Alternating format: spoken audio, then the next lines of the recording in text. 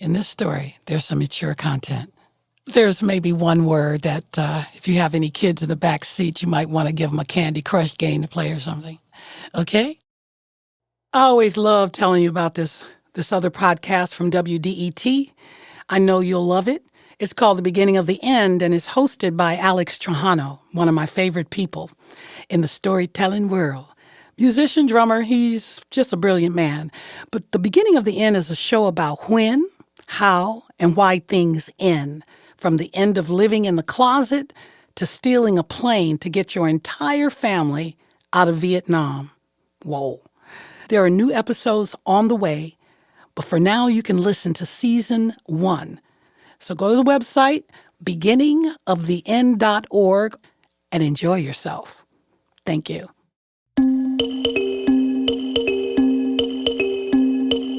From WDET, this is the Secret Society of Twisted Storytellers, and I am your curator and host, Satori Shakur. Every month in Detroit, I host a live storytelling event. We believe that in the experience of your story, there is wisdom that can support, help, enlighten, turn the tables, or just inform someone else. So everyone has that power inside their stories and in their experience. And that's what we want to do here at the Secret Society of Twisted Storytellers. Introduce everybody to each other. If your secrets come to light, you can be released and freed. People like to ask me, well, what does twisted mean? Well, twisted means human. Ladies and gentlemen, Latisse Howard. It was March 2007. I remember pulling into my driveway and hitting the garage door opener. It was one of those moments where things happen very quickly and very slowly at the same time. As the garage rose slowly, I could see my husband's feet rush through the door into the garage coming toward me. At the same time, my 8-year-old son says from the back seat, "Mommy, who is that?" And in the split second that I glanced over towards my living room window, I see what's very obviously a woman's shadow go across the window. And as the second that I turn back, I see my husband at the car door, and he's leaning on and he's talking, but I can't make out what he's saying. And for a second, you know how we are. Oh, if I ever catch my man with anybody, everybody gonna get it. And I had that moment where I was like, I can shoot them both, burn the house down with him, and fuck all his friends, empty the bank accounts, and leave. But before, it was just a second, because the next thing I knew, this calm washed over me. And I don't know if it was my training as a clinical therapist, because we are required to be calm in the middle of the worst circumstances, or if it was the presence of my 3 sons in the back seat, 8-year-old, 6-year-old, and 2-week-old. Whatever it was enough to stop all of that. And I just paused. And he's talking, and I can see his lips moving, I can hear the sounds, but it's like that moment where you can hear your breathing and your heartbeat, and you get like sweaty, and you just freeze. And then I reached over and I grabbed my cell phone, and I'm like, okay, I don't know what I'm doing. And then I'm like, I'm divorcing him. And I called my friend Andrea, and her mom was an attorney, and I'm like, yeah, I'm about to call Andrea. So I call her, and I'm like, she's like, hello? She's like, hey, boo. And I'm like, I need an attorney. And she's like, what? And I'm like, I need a divorce attorney right now. And she didn't ask any questions because she was a friend. And she just said, hold on. And maybe 2 minutes later, this guy comes on the line, and he's like, you want to make an appointment? And I said, no, I want to come now. And he said, okay, where are you? And I told him, and he said, you're about an hour away, but I'll wait for you. And I said, thank you. And I hung up the phone and I just paused. And then I look at my husband and I'm like, he ain't got no shoes on. He ain't got no drawers on. All he has on are these damn basketball shorts. And this brother is talking at me, and I can't really tell what he's saying, but he got some bass to it. And I'm like, huh? So I crack the window, and I look at him for the first time, and I just said, I'm done. And I roll the window back up. I put the car in reverse. And I remember backing out the driveway in a fog. And I made the drive to the attorney's office, and that calm just had a hold on me. And I get there, and I remember, getting the boys out the back seat, these two little boys and this baby in this carrier, and walking into this attorney's office. And the secretary had this look, and it was sad. She just looked like she pitied me. And I just kind of looked at her, and I was like, whatever. And I go in, and I sit with the attorney, and he says, are these all his children? And I'm like, of course. I'm sitting there in my hijab and my abaya. I'm like, of course. What do you mean, are they his children? And he said, okay. He's like, are you sure about this? And I said, absolutely. And we filled out all the paperwork. I signed the papers, wrote the check. And he said, you have about 2 days before he gets served. That's just to let you know what window you're working in. And I said, okay. And I remember shaking and walking back to the car, and I got the kids strapped in, and then I thought about it, and that's when the heaviness came, and the calm started to break and give way to something very heavy, because I'm like,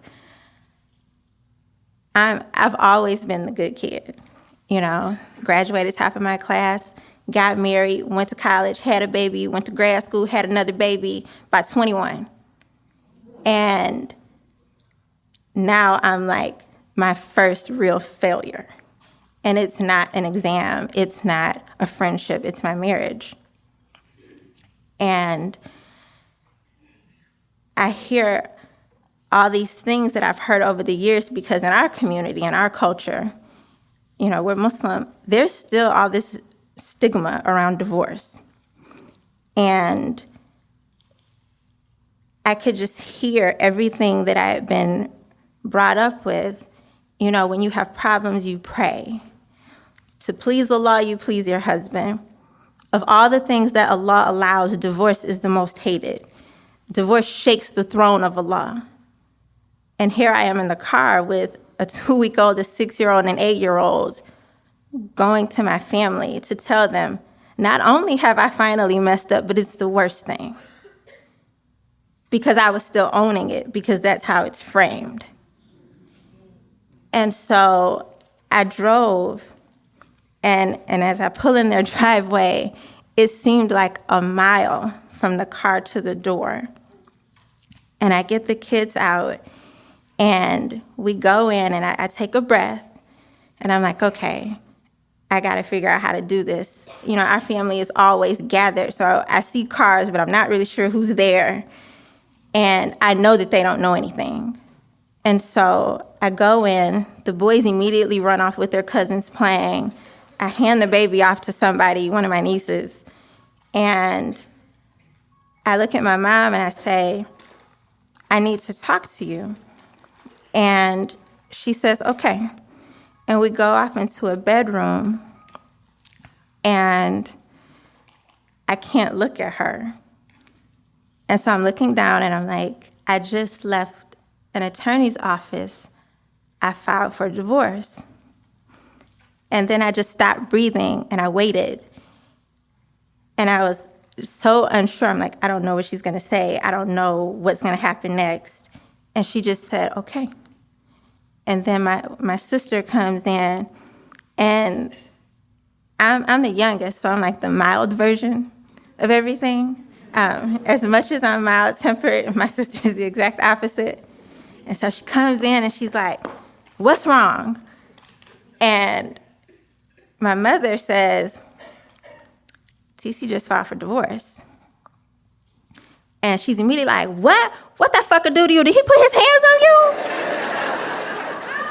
And it was crazy because I was like, he wasn't putting his hands on me. That was the problem. I came home.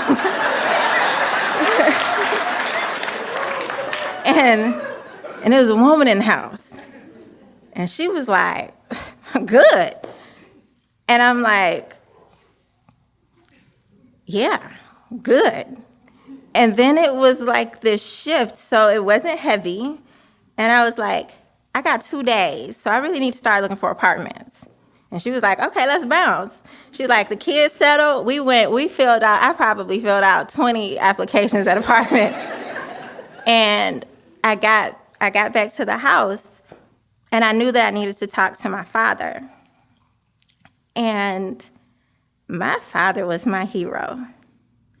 And I'm like, oh, I have to tell him that this person he trusted with me, with his baby, had betrayed me in the most basic way. And, families have ideas. But like I said, when you have problems, you pray on it. You don't broadcast it. You conceal your brother's flaws. You are a shield for your spouse. You conceal the bad, protect the good. So people had ideas, but nobody knew anything. And I never knew that it would be that. So I'm talking to him, and he's like, well, I know what happened, and okay. And he's like, we'll take care of you. And I was like, okay. And it was the same awkwardness. I remember it being awkward the day I got married. Like the next morning he called me. Are you okay? And I'm like, yeah. And he's like, well, I told him, that you're like a flower. And it was that same awkwardness, again, 12 years later, I'm sitting there and he's like, because I told him if he ever mistreated you, that I would take you back. And I said, okay.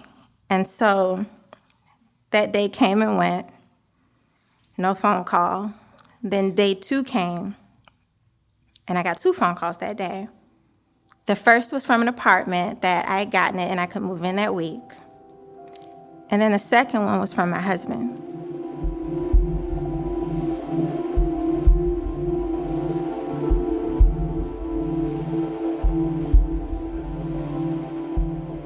He opened the conversation by calling me every kind of bitch that he could conceive of.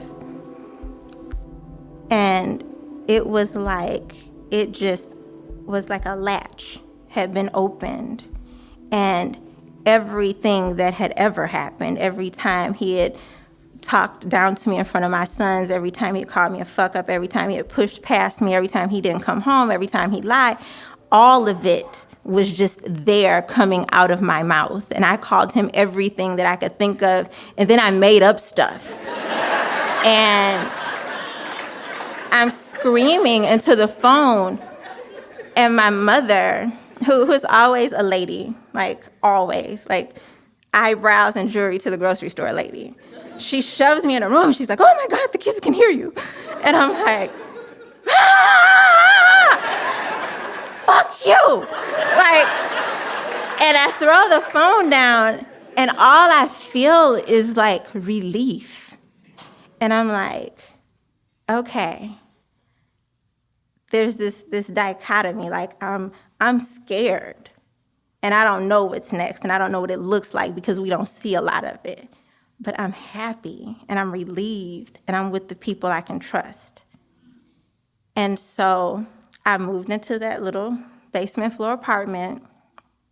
When it rained, floor would be wet around the edges, and I had nothing. When I left with my kids. So when we first moved into that apartment, I got the boys an air mattress. I slept on a pallet. The baby slept in his carrier, but it was okay.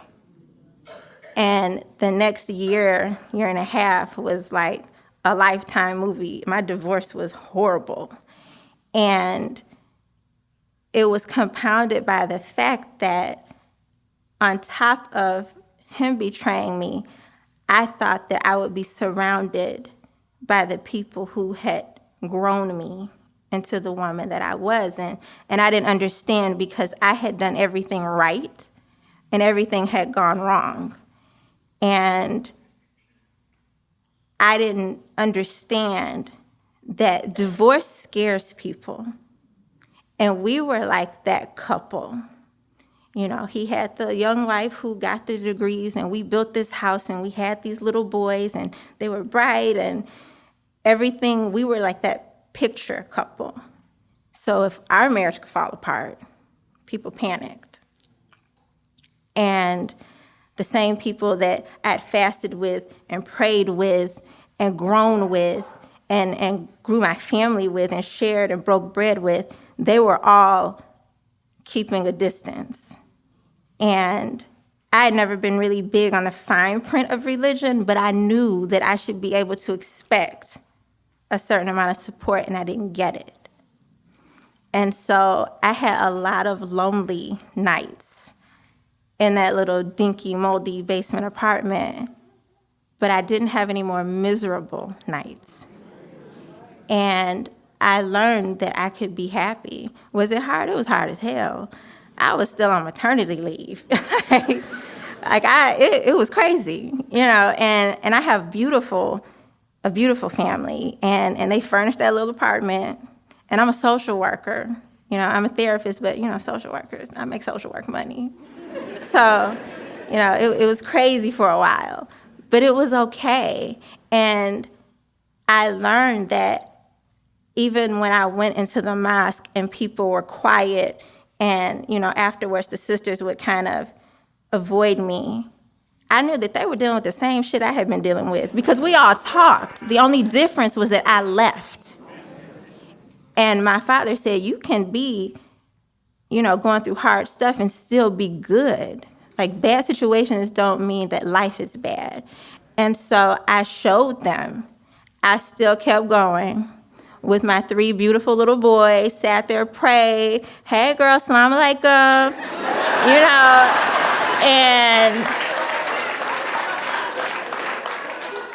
and then I moved out of that little apartment. I bought a house. And then I was like, you know what? I want to write. So I started doing poetry, published a couple books. Then I was like, if I can get through this, I know my story is not unique. Like, we like to think we're all unique. People are people. I said, I can help other women get through this and show them, by example, if nothing else, that betrayal, the end of anything is the beginning of something else. And my father was the person who told me what I took away from it and what I live by. And he said, you can have all the faith in the world in God, but you have to have faith and trust in yourself. And that's my story.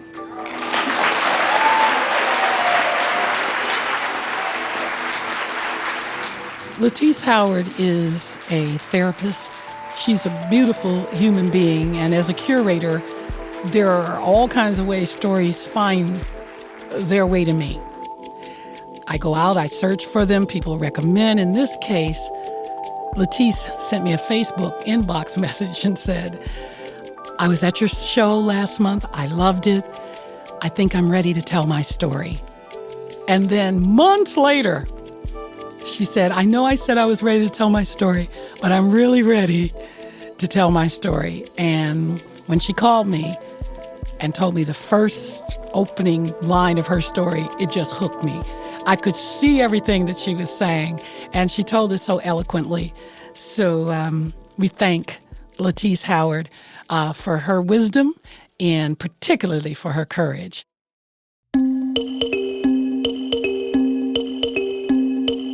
We want to hear the impact of that story, how it impressed you. So go to the iTunes store, put Twisted Tellers in the search engine, and write a review, leave a comment, a little story of your own.